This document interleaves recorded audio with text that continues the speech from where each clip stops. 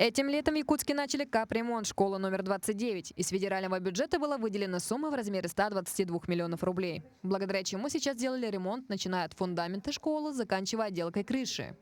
Также в школе собираются открыть различные центры для интеллектуального, творческого, а также спортивного развития детей. В этом году мы планируем открыть центр детских инициатив. Это когда дети приходят, работают над своими проектами, вступают в детские движения в российские. Также мы обновили нашу библиотеку. Это не просто библиотека, это медиа-библиотечный центр будет. Спортивный зал полностью обновлен, то есть у нас будут работать спортивные клубы.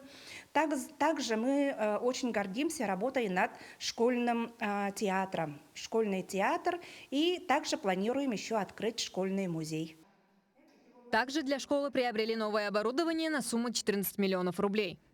Начиная от фундамента до кровли была проведена огромная работа.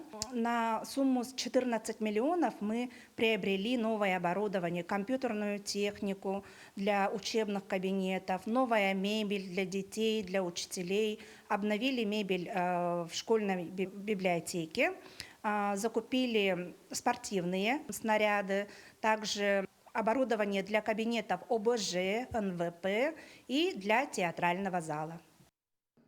Одними из первых увидеть свою почти обновленную школу смогли те ученики, которые были устроены по программе трудоустройства несовершеннолетних детей. Ребята летом время зря не теряли, помогали родной школе, а также получали зарплату.